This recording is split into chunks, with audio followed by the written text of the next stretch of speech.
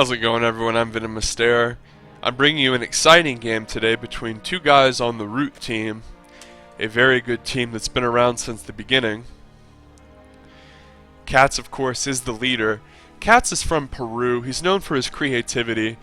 He also has a YouTube channel. I believe it's called We Are Catz. And he has some series on there where he breaks down his games. He plays at a very high level, obviously. He's playing Vibe, so these players are playing at 6,000 plus MMR, Grandmaster level, top foreigners. Foreigners in Starcraft 2, by the way, are non-Koreans. If you hear that term used, foreigner is just someone who's not from Korea. So Vibe is American, resides in Colorado. He's on the right side and playing red, Zerg, on Newkirk Precinct. His opponent, El Capitan, Root Catz, hailing from Peru. Known for his creative play, proxy hatcheries, and funny voices. Catz is sending another drone out. Now, there's a cat, not necessarily faux pas. I almost did a Chink Uragreno, whatever his name is, the Young Turks guy impression. Okay, we're trying to have a rational discussion. Okay. So I don't know why Catz did that with this drone. So there's this fallacy where you don't try to predict what Catz is doing because it's just so ridiculous and you'll make a fool of yourself. So we're going to look at Vibe. He's going pool gas. Everything's normal on his end. Catz has yet to take a gas. He might take a very fast third. He has the minerals for it. So this is a typical Catz move. I've actually seen Catz go 4 hatch before pool. Yeah, like he'll build 4 hatcheries before a spawning pool. He just knows his opponent's not going to mess with them. And it's just ridiculous. Because I think a lot of the times what he does is he'll go up to 17 drones, take the hatch, make a drone, take a hatch, make a drone, take another hatch. But sometimes the 4th hatch I think will be like a macro hatch. And then by 4.5 minutes, he has some absurd economy where he's just been making pure drone overlord all game. So Catz is fun to watch because most StarCraft 2 players, they know what's good and conform really to what they think is good. Catz thinks outside the box and does crazy shit,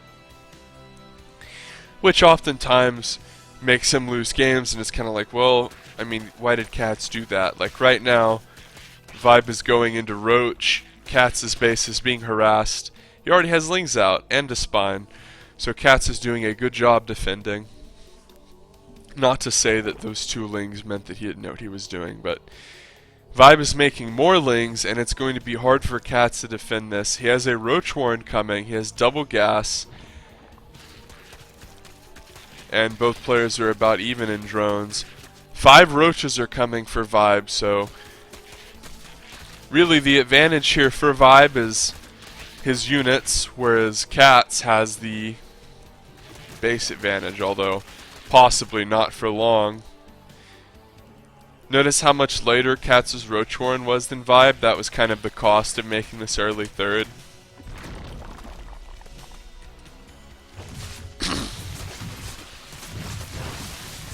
Vibe pokes in, snipes a queen, runs away. Notice Vibe, he's still making Lings. He's committing a lot to this, does not have many drones at all.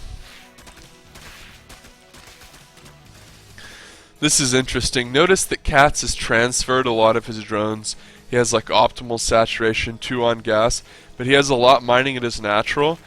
This is great saturation. The drones are never going to get messed up and stack on top of each other. As we say, that one retards out for no reason.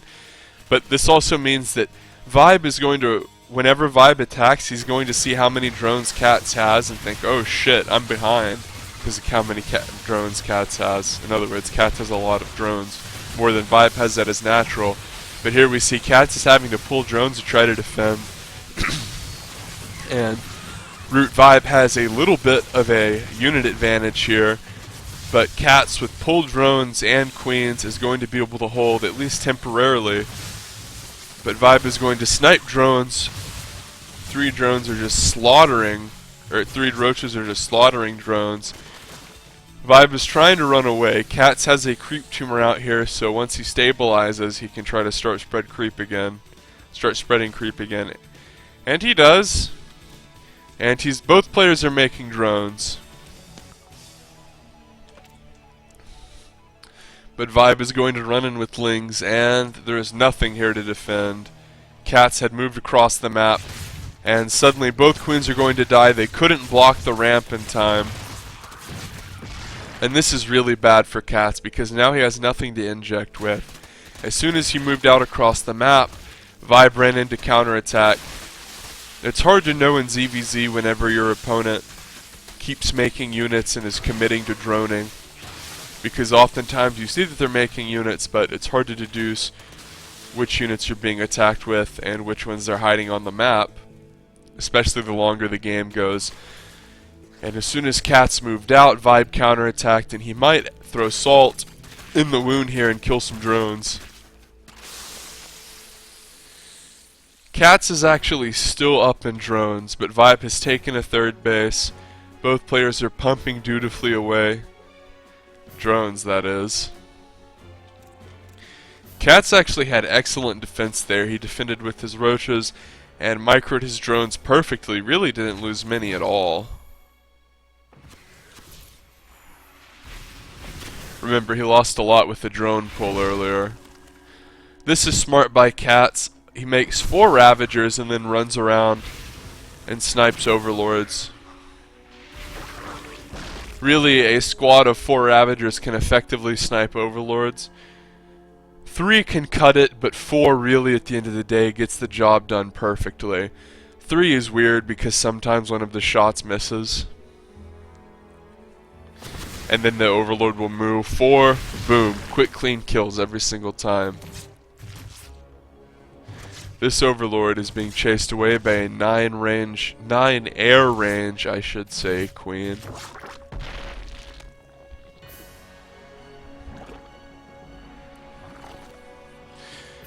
Catz has taken both geysers at his natural. His saturation in his main is beautiful. Overlord speed on the way. Okay, it's cancelled in favor of a lair. Catz is teching the lair. He's also had been recently supply blocked by Vibe killing an Overlord. Vibe is getting +1 and roach speed. The fact that he's not making drones for this third screams to me that he wants to do a timing. A 1-1 roach speed +1 timing is very strong. +1 roaches are so good because they crush 0-0 Zerglings. On the other hand, 1-1 Zerglings crush 0-0 roaches. You might be saying, well, Wiley, that's obvious, you know, it's an upgrade advantage. Well, that's one of those bizarre upgrade advantages in Starcraft 2 that seems to count more than normal. Remember that creep spread helps both Zerg, opponent, and ally in ZvZ. They don't get the vision, your enemy doesn't, but they get the speed. Both players are getting +1 and roach speed, but Vibes is going to finish right now. He's been making pure roaches the whole time, and he's going to move out. Now, it's interesting to note that he elected to delay this push.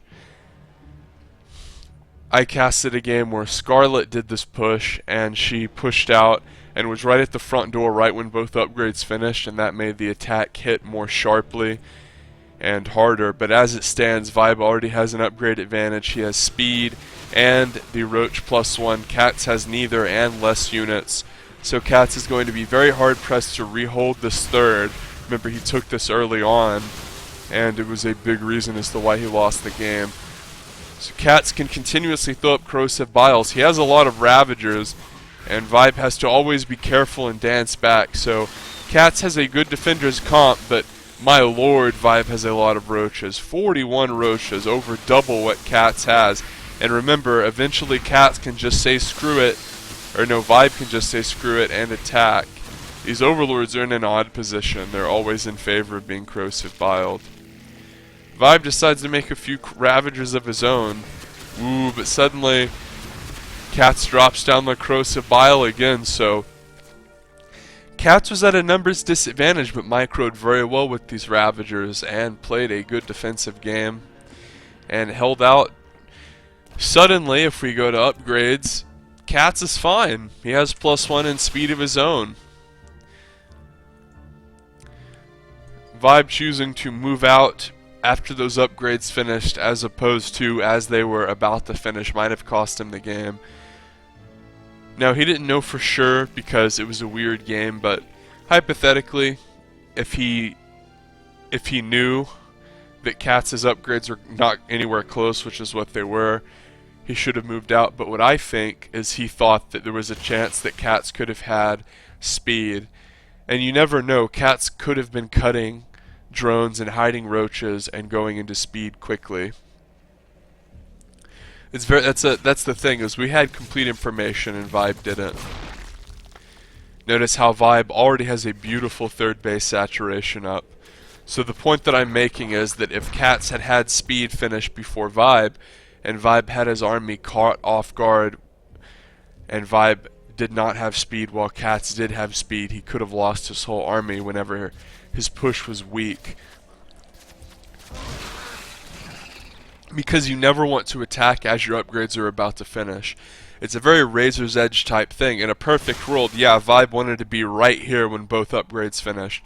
But if Catz had a big army and was waiting for him, then he would have been forced into a fight at his weakest point, the moment right before he hit his power spike and got his upgrades. So remember that. Fight right when your upgrades finish, you know?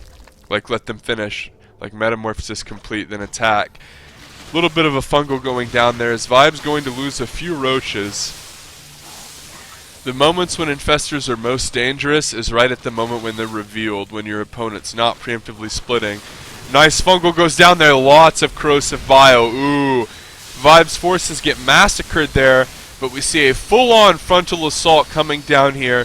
Catz used the corrosive bio fungal combo, which was very powerful, but Vibe has so many hydras, and he micros his way out of the corrosive bio. Catz is out of energy. Catz went for a very powerful play that was flashy and brilliant, but at the same time it was energy based, so Vibe was able to take down those spellcasting units. Few infestors on the field, a whopping 0, as Vibe is making pure roach coming out. He's doing this because roaches are faster and they build quicker. And you always want to have a tanky front line for your hydras, even the new hydras. And Catz mannerly types out GG, well played. Great game. Catz went for a creative third, held it brilliantly, and then went for a really cool composition. But at the end of the day, Vibe's macro was staggeringly good. He had 4 bases pumping units. And the new Hydra on full display with 2 attack upgrades. Notice he had the range and the speed. Great game. If you like this, subscribe to this channel, VenomousStare. It's free for more games. You don't want to miss any more of these games. They're too good.